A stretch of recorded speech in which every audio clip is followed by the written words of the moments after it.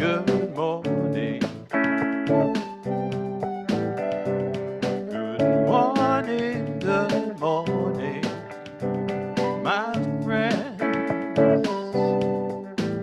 God's blessings upon you. Let's praise the Lord together, my friends. We have all awakened in God's shelter. Now we've come to praise His name together. Good morning. Good morning. Good morning. Good morning. Good morning. Good morning, my friend. Sing Hosanna, Hosanna, Hallelujah, Hallelujah. Alama pa, yama, pa. In the sanctuary of our Lord's protection and the stronghold of our Lord's defense, with His love our spirits are illumined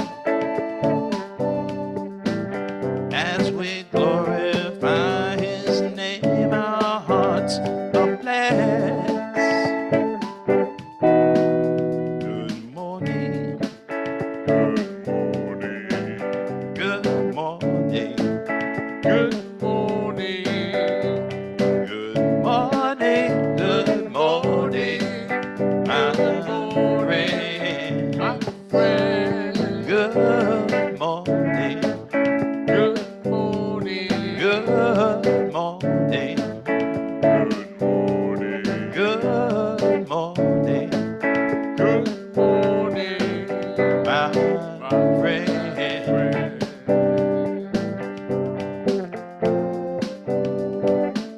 Good morning.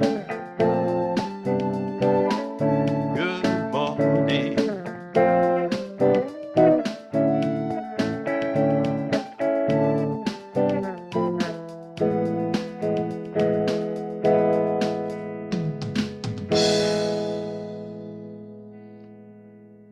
Good morning, everyone. Let me do a couple of little things here. Number one, we have to get rid of something in our Zoom screen. Hang on, got it there, and got it there. And let me do a little adjusting on the Facebook camera here. Because Daryl, you're almost not on screen. I see that Ralph is with us. Ralph joins us frequently. Good morning, Ralph. How are you? We're glad that you're here. Okay. And we're going to go ahead and, well, good morning, Hushang and Farah and Adam and Vicky and Andy and Cambiz is with us. He's in there somewhere. And good morning, everyone out there in Facebook land. We're happy you could join us. And today is a special day. It is. You know why it's a special day, too, don't you? Why is it a special day? Because we're starting a new book, doggone it. We're starting a new book. We sure enough are. Well, we need to turn the lights. So let's start with a prayer. You know, I had chosen one. Here it is. Here it is. I was looking at a different one, wrong page. Lord, pitiful are we. Grant us thy favor. Poor, bestow upon us a share from the ocean of thy wealth. Needy, do thou satisfy us. Abased, give us thy glory. The fowls of the air and the beasts of the field receive their meat each day from thee, and all beings partake of thy care and loving kindness. Deprive not this feeble one of thy wondrous grace, and vouchsafe by thy might unto this helpless soul thy beauty. Give us our daily bread, and grant thine increase in the necessities of life, that we may be dependent on none other but thee, may commune wholly with thee, may walk in thy ways and declare thy mysteries. Thou art the Almighty and the loving and the provider of all mankind. And this is a prayer by Abdul Baha. And as we pointed out, we're starting a new book today. Absolutely. Yeah. And the book, our covers are different, but they're the same book. Yeah. It's Toward Oneness. Let me put my guitar down for a second here so I want to hold it up to the Facebook stream so they can see it closely. It is called Toward Oneness. There we go. I don't know if Nini's watching, but she always likes to do that. Toward Oneness. And it is, well, there's a subtitle here, Toward Oneness, a compilation on racial and cultural issues. And it is a compilation of selections from the writings put together, compiled by Todd Ewing. And it's selections from the writings of Baha'u'llah, Abdul Baha, Shoghi Effendi, and the Universal House of Justice. And again, the name of the book is Toward Oneness, a compilation on racial and cultural issues.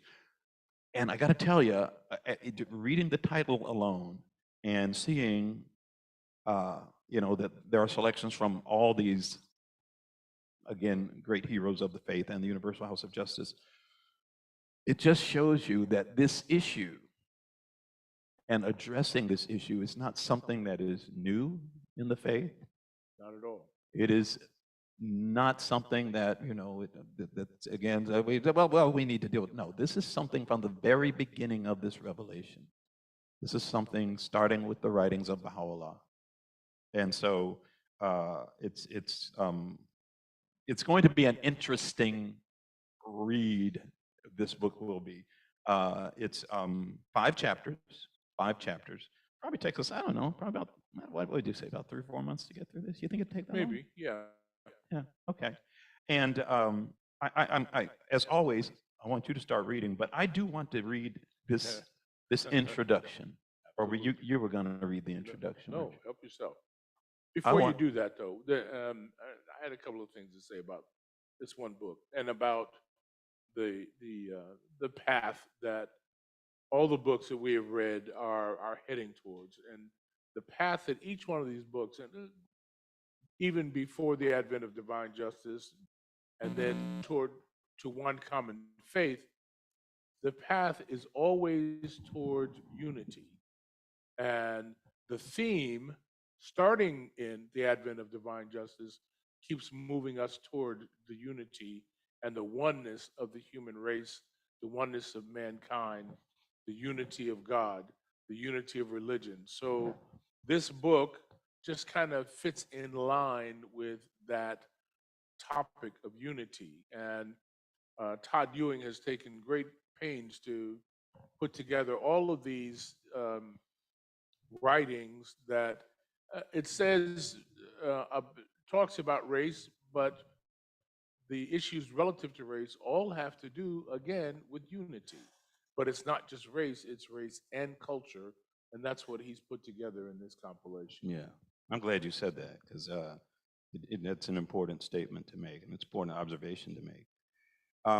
The reason I wanted to read this first part is because, well, number one, again, this is a brief, it's like an introduction, but it's not. It's just, this is the first verse of this book that comes from Baha'u'llah. It's a foreword. Yes, yeah, that's what it is, a forward, but it's brief. It's not a long forward, but listen to this. This is from Baha'u'llah.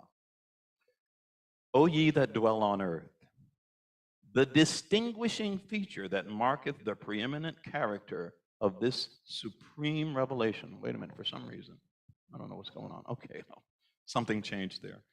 O ye that dwell on earth, the distinguishing feature that marketh the preeminent character of this supreme revelation consisteth in that we have, on the one hand, blotted out from the pages of God's holy book whatsoever hath been the cause of strife, of malice and mischief amongst the children of men, and have, on the other, laid down the essential prerequisites of concord, of understanding, of complete and enduring unity. And so, when I read that, number one, I hear divine authority. Yes. I mean, when we say in that we have, that we is capitalized, and that's a reference to God. The distinguishing feature that marketh the preeminent character of this supreme revelation consisteth in that we have, on the one hand, blotted out from the pages of God's holy book whatsoever hath been the cause of strife, of malice, and mischief amongst the children of men, and have, on the other, laid down the essential prerequisites of concord, of understanding, of complete and enduring unity. That tells me it's a new day. It's a new day. It's a new day. And the way he's broken it out, just even in that list there, the first things that he talks about of strife, of this, they're all things that are tenets of disunity. Yes. And the second list are tenets of unity. And Yes. what it's going to take to unify. Excellent point. Excellent point. So, Daryl, having said that, we're going to start with general principles. What is the pivotal principle of the Baha'i faith? Now, he talks about the pivotal principle of the Baha'i faith, but the Baha'i faith is certainly not the only one that this principle applies to. But for the Baha'i faith, it is so much at its core that it's essential. Let there be no mistake. The principle of the oneness of mankind, the pivot around which all the teachings of Baha'u'llah revolved, is no more outburst of ignorant emotionalism or an expression of vague and pious hope. Its appeal is not to be merely identified with a reawakening of the spirit of brotherhood and of goodwill among men, nor does it aim solely at the fostering of harmonious cooperation among individual peoples and nations. Its implications are deeper, its claims greater than any which the prophets of old were allowed to advance. I'm going to say that again. Its implications are deeper, its claims greater than any which the prophets of old were allowed to advance. I got to stop you there. And I'm glad you repeated that. Those terms were allowed. Allowed. Yes. Yes. That means that each mission has a specific purpose and it's limited. Right. Yes. They are allowed to do so much. Exactly. Its message is applicable not only to the individual, but concerns itself primarily with the nature of those essential relationships that must bind all the states and nations as members of one human family. One human family. Its message is applicable not only to the individual, not just to me and you, but concerns itself primarily with the nature of those essential relationships that must bind all the states and nations as members of one human family. That's taken from the World Order of Baha'u'llah. World order can be founded only on an unshakable consciousness of the oneness of mankind, a spiritual truth which all the human sciences confirm. Anthropology, physiology, psychology recognize only one human species, albeit infinitely varied in the secondary aspects of life. Recognition of this truth requires abandonment of prejudice of every kind: race, class, color, creed, national, sex, degree of material civilization, everything which enables people to consider themselves superior to others. That says it's tearing down all the lines, all the borders, all the boundaries. What is the ultimate goal of the social development of humanity? Permanent peace among nations is an essential stage, but not, Baha'u'llah asserts, the ultimate goal of the social development of humanity. Permanent peace. Permanent peace among nations is an essential stage, but not, Baha'u'llah asserts, the ultimate goal of the social development of humanity. You know, I mean, just by saying that, I'm having some issues down here. So, folks, I just want to say I'm having to mess with my little here, and I don't think it's right. So it may have it may have an impact on the songs that we do later.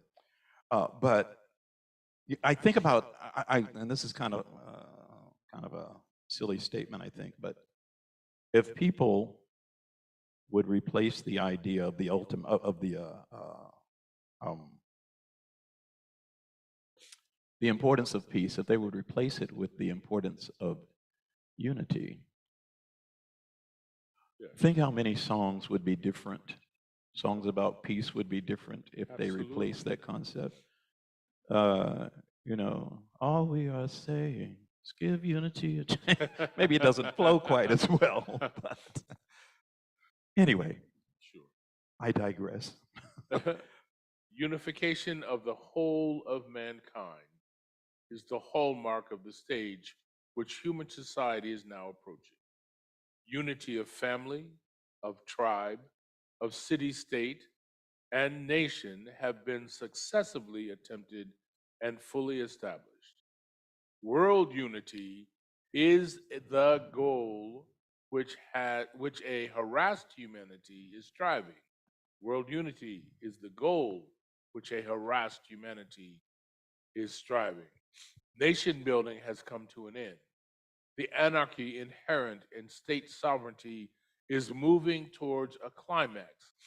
A world growing to maturity must abandon its fetish, recognize the oneness of the whole and wholeness of human relationships, and establish once and for all the machinery that can best incarnate this fundamental principle of its life.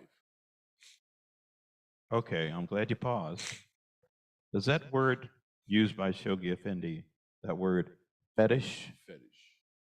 he's looking at he refers to the idea of nation building and state sovereignty as a fetish.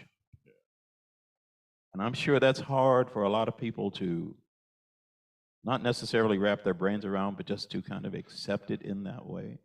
Sure. A world growing to maturity must abandon this fetish of state sovereignty and nation building. I'm of course juxtaposing the words there, but playing with the words. Recognize the oneness and wholeness of human relationships. Wow, that's. I mean, think about living in a society where people, golly, this is difficult to say. It's not unusual to see people flying the flag in their own front yard. They've got bumper stickers. They've got all of that. And of course, we are not talking about abandoning the idea of whatever I don't even know how to articulate it. I wish I hadn't started the statement now. But I just know that there are plenty of people that reading this would feel extremely uncomfortable with it. And maybe they're the same people that are uncomfortable with the idea of world unity. As well, they should be uncomfortable with this statement because if they have a different bent or a different idea on the way society should be, then this is going to go against the grain. This is going to go against what they believe. It's going to go against what they want the world to be. Good point. Very good point. So I can see them being uncomfortable with it.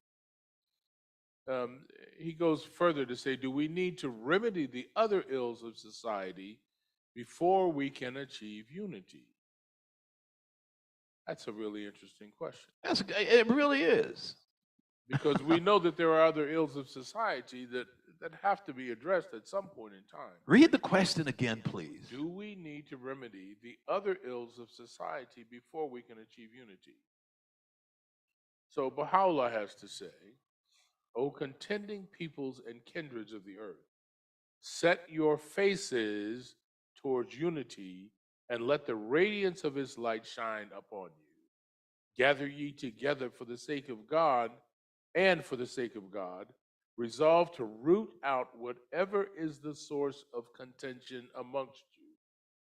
Then will the effulgence of the world's great luminary envelop the whole earth, and its inhabitants become the citizens of one city, and the occupants of one and the same throne.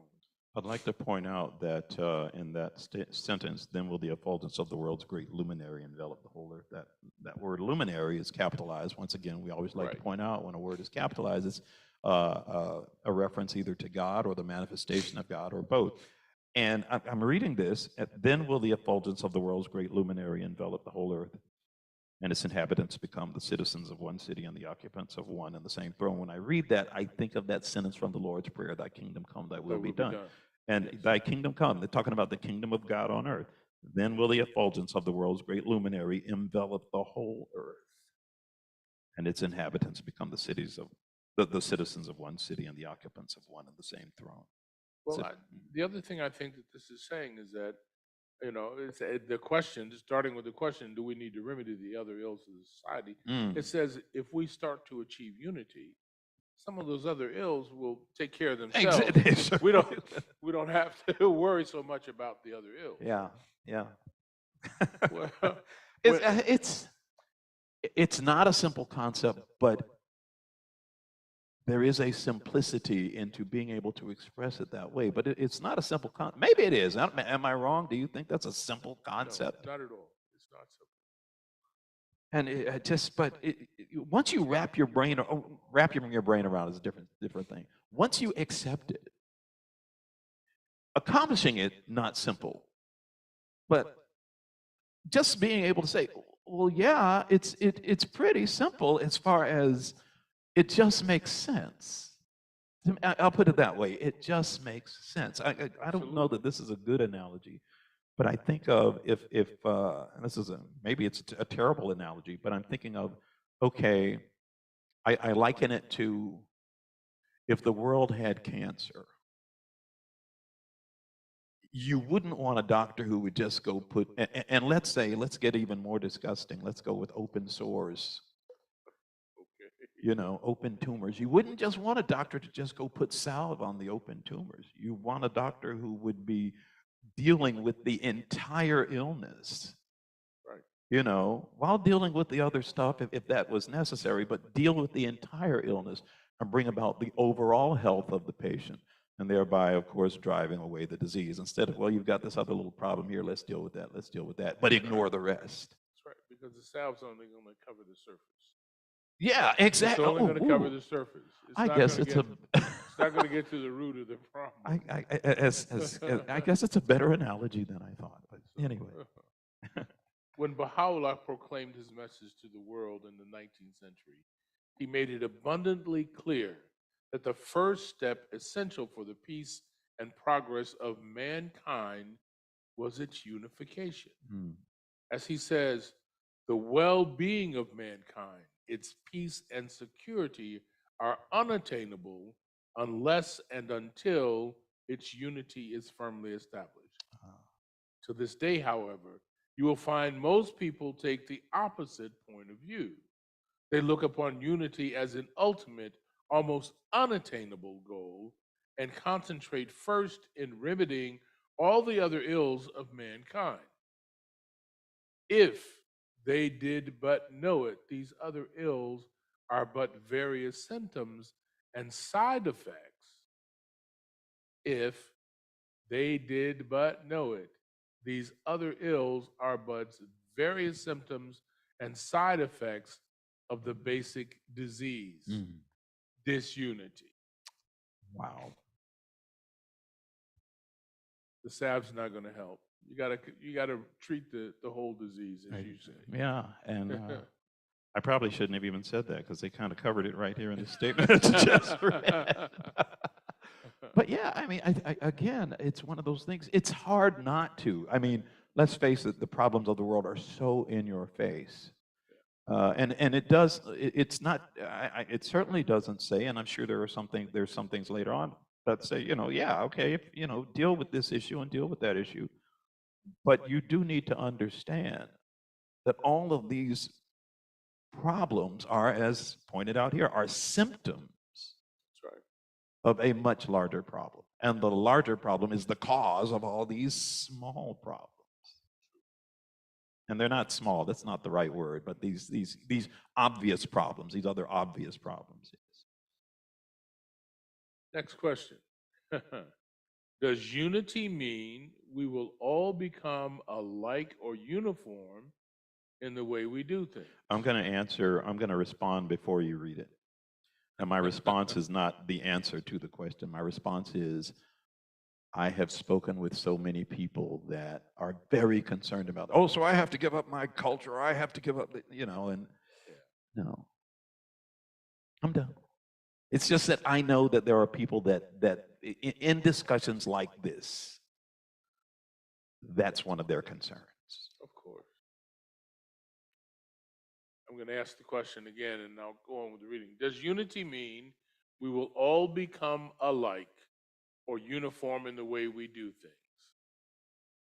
What Shoghi Effendi has to say is the unity of the human race, as envisaged by Baha'u'llah, implies that establishment of a world commonwealth in which all nations, races, creeds, and classes are closely and permanently united, and in which the autonomy of its state members and the personal freedom and initiative of the individuals that compose them are definitely and completely safeguarded. Definitely and completely safeguarded. All those components. It does not ignore, nor does it attempt to suppress the diversity of ethical origins, of climate, of history, of language and tradition, of thought and habit that differentiate the peoples and nations of the world. It calls for a wider loyalty, for a larger aspiration than any that has animated the human race. It insists upon the subordination of a nation, it insists upon the subordination of national impulses and interests to the imperative claims of a unified world. So unity it takes precedence over all of that, all of the other concerns about your nation, your race, your whatever. It repudiates excessive centralization on one hand and disclaims and attempts at uniformity on the other. Its watchword is unity in diversity. Yes. Its watchword is unity in diversity, not unity X diversity or unity out of diversity. It's unity in diversity. What will happen? You think it's time for us? Yes. I don't know how this is going to go, man. I don't think I'm going to use our drummer. I think I'm just going to go with the song. And I really wanted to use the drummer, but and I don't even I don't even have it here yet. Here it is. Okay. I'm a little flustered today, folks. Just a tad. It's in C, so you got this. I know. Have we ever played this together before? I don't think so. Okay. We'll see how this goes. Okay. I have this here so the fan doesn't blow it all away. Okay.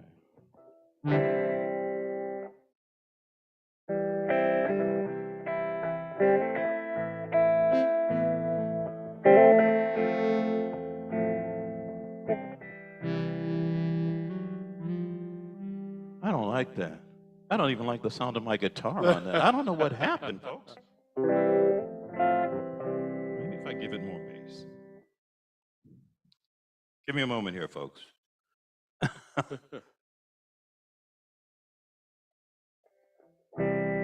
That sounds a little better, do you think?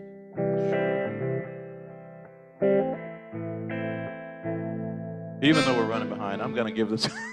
I'm sorry. This is not a song that we have, usually we play our own music. This is not one of our own songs, but this is a very popular song in Baha'i circles. It was written by Dan Seals of Seals and Crofts, yes. Yeah. This was a song from in their heyday, I guess is the better way to say it.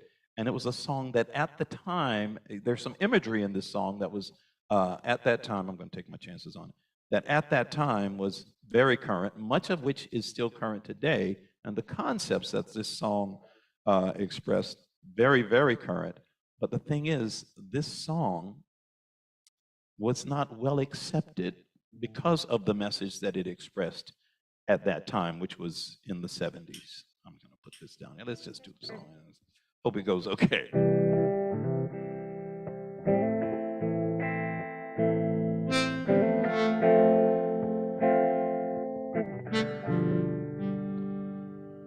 In a bombed out room in Belfast, a young boy is crying. He's alone and he don't understand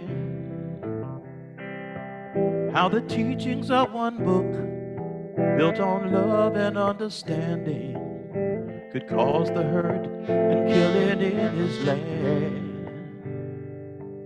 In an old part of Jerusalem, two children are playing. They run and laugh the way that it should be.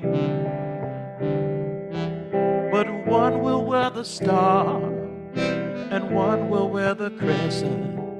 They'll grow up and change from friends to enemies. But we are one. Flowers of one garden, we're one. Leaves of one tree. Let the walls come down. Stand here together, we are one family. In a Pakistani village, a young boy on crutches takes a fall and lies helplessly there. And he holds out his hand, but no one will take it. They won't touch him or the clothes that he wears. On a side street in Selma, a black child is sitting in a squad car protected from the whites. 'Cause they're burning a cross to send her a message, and you can see the fear in her eyes. But we are one. Flowers of one garden, we're one. Leaves of one tree. Let the walls come down. Stand here together, we are one family. Ponder in our hearts how we were all created from the same dust, the same dust. Searching we will find the spirit of the age will come to find us, find us, but we are one. Flowers of one garden, we're one.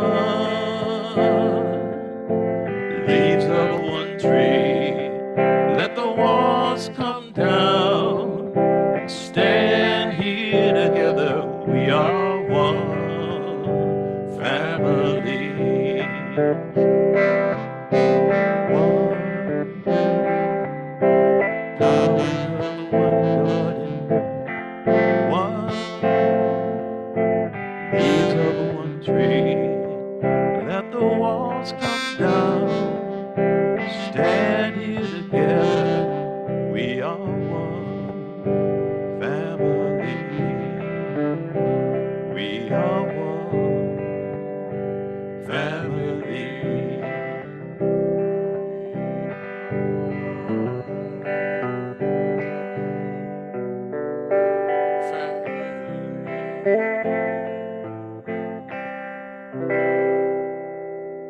That treble is really high. But it was like, okay, we got to go with it. We got to go with it. We're going to just go with it.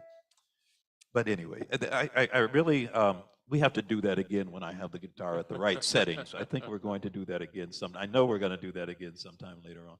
But it's such a beautiful song and just such beautiful sentiment, and as relevant today as it was at the time that it was written and recorded.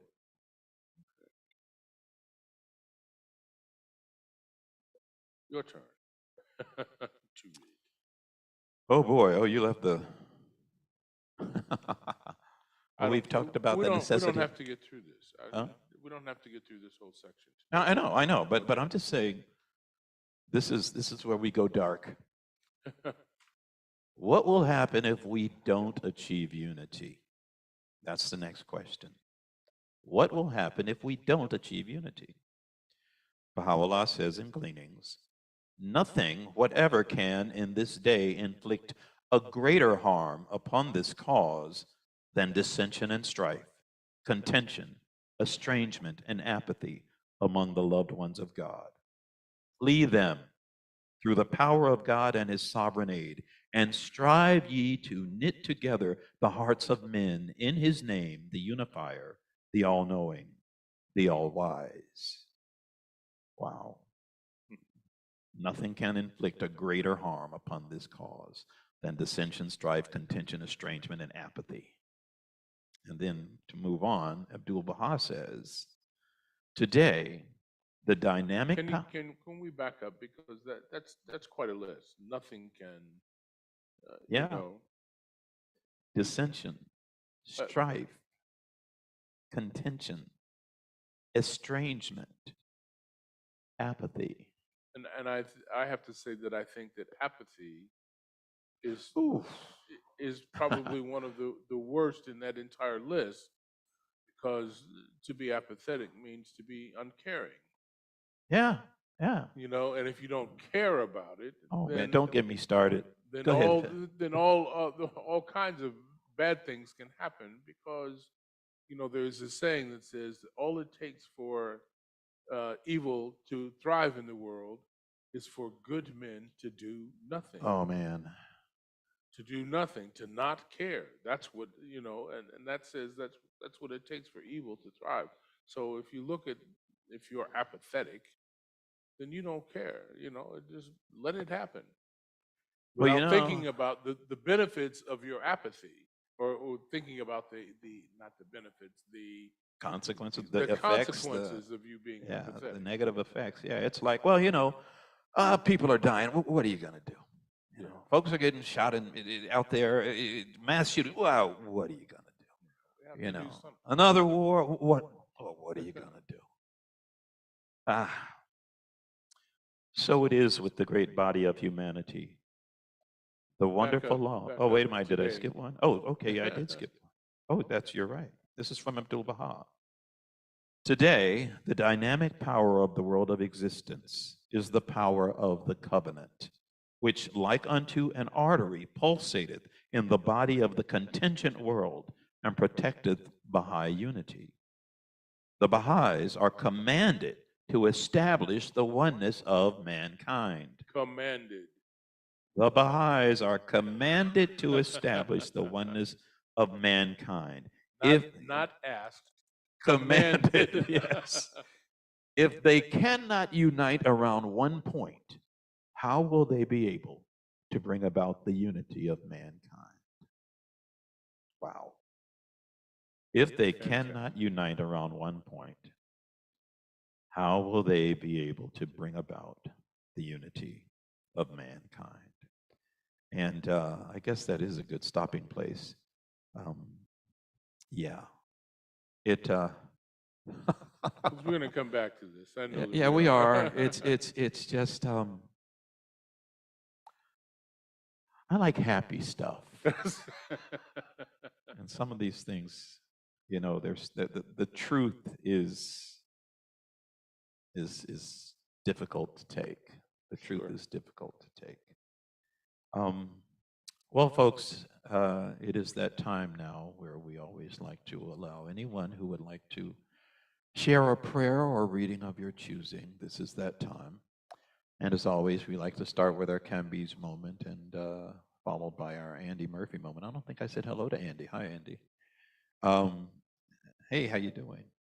And so, Camby's, do you have something to share with us today? Sure, but is it still sound choppy? Yeah, we're not hearing your instrument. No. Okay.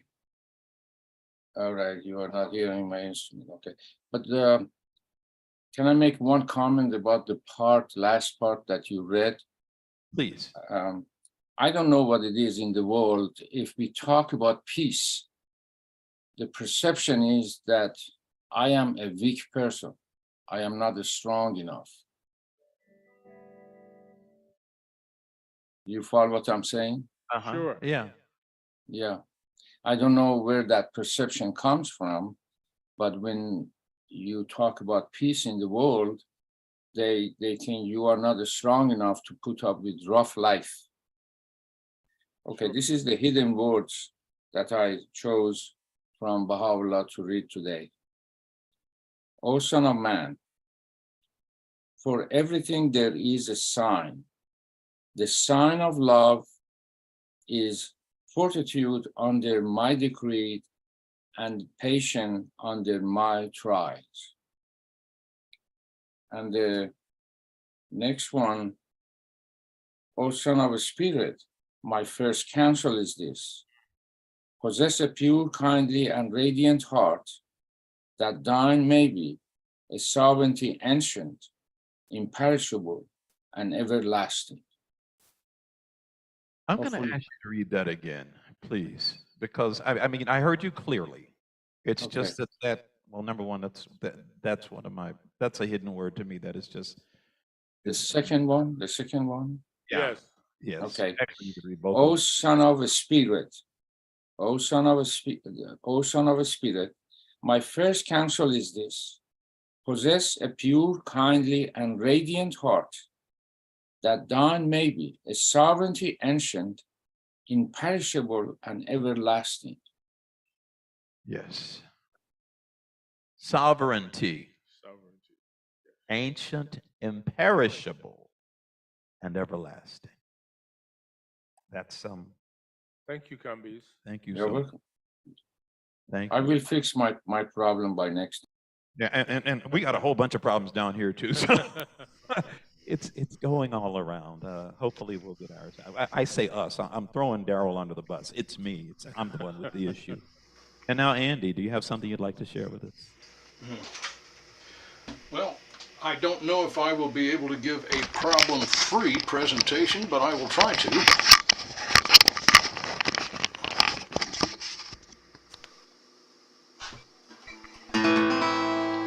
Were you able to hear that? Yes. All right.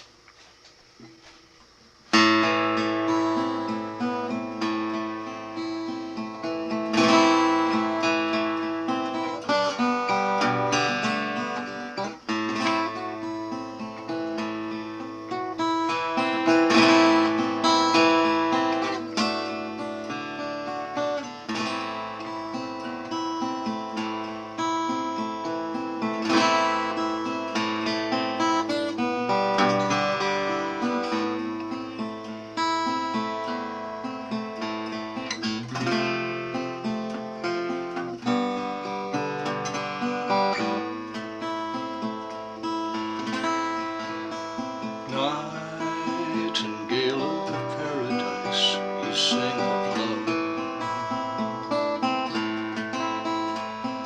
flooding all the world with light. Heedless men need not understand of life eternal. They're lost in the dark of night. Nightingale of paradise, you sing of joy, flooding all the world with love, singing out your song of peace and brotherhood, with hope for all from above.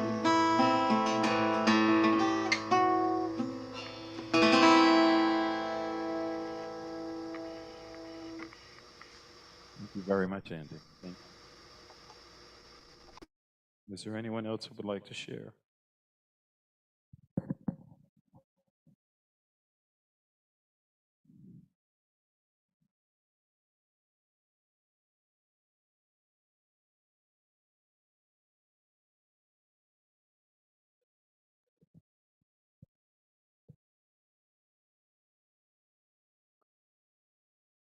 Anyone else? Well then, All right. let me reposition our Facebook streaming camera.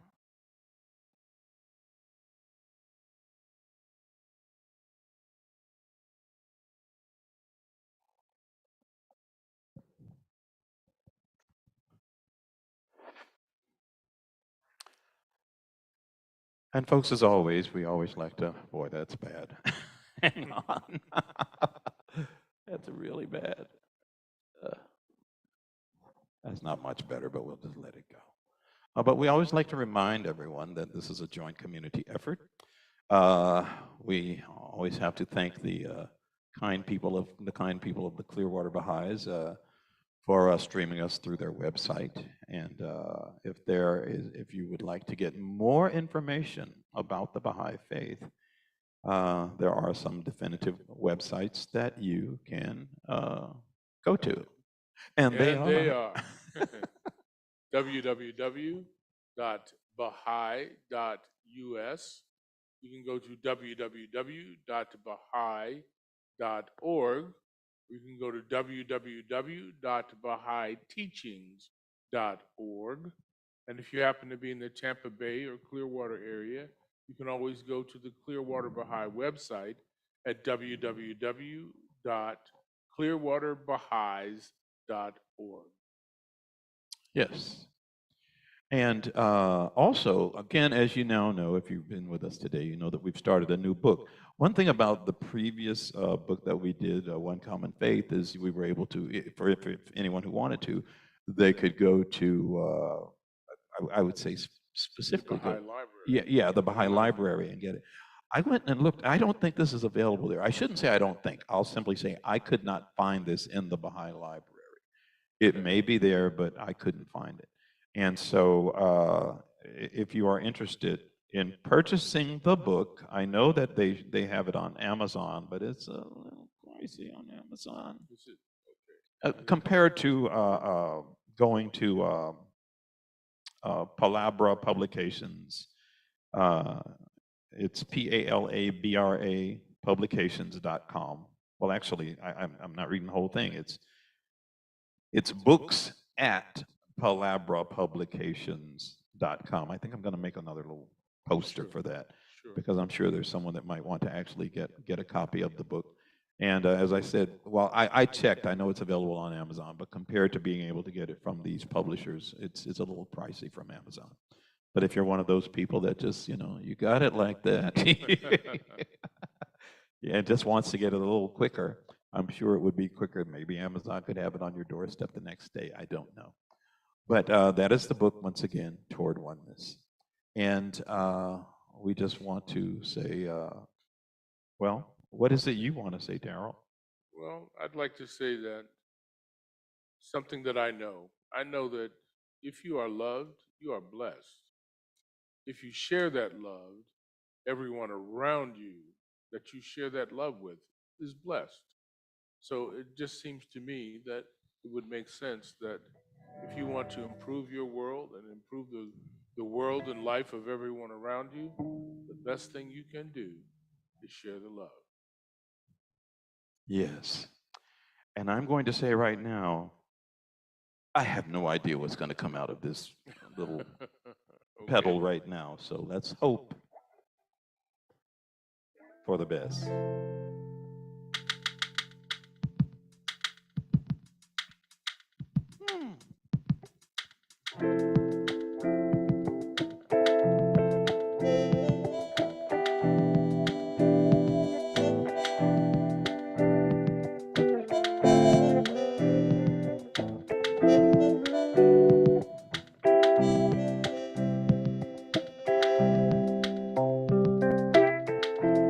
O people of justice, be as brilliant as the light, and as splendid as the fire that blazed in the burning bush. The brightness of the fire of your love will no doubt fuse and unify the contending peoples and kindreds of the earth.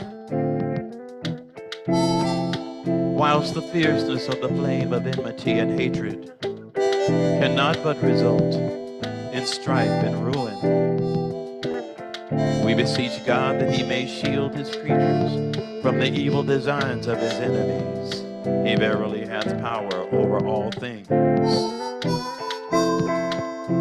Let your vision be world embracing. Let your vision be world embracing.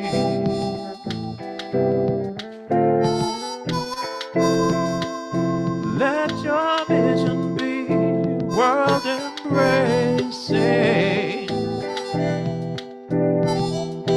Oh, oh.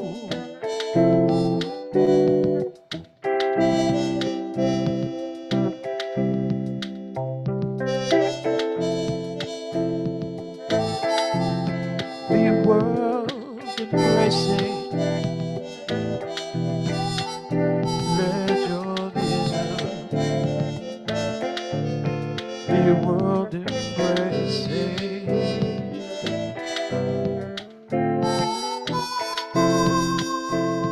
Let your vision be world embracing.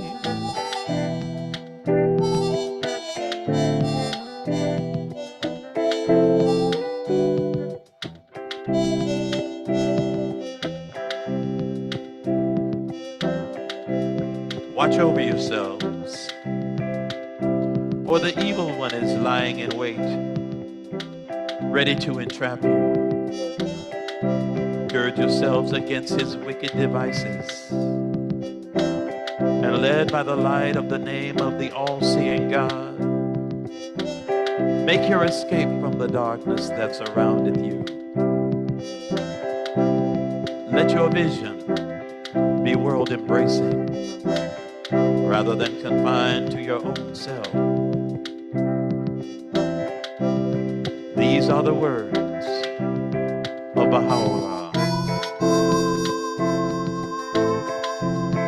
Be world embracing. Let your vision be world embracing.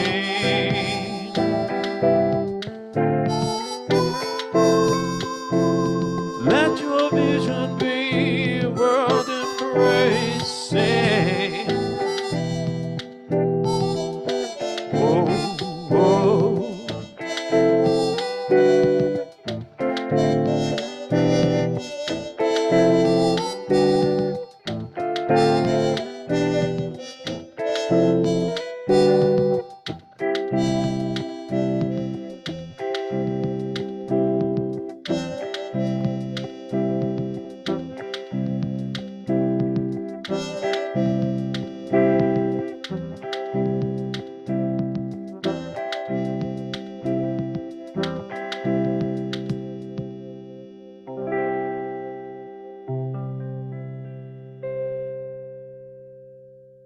Have a good week, folks. Take care. Take care.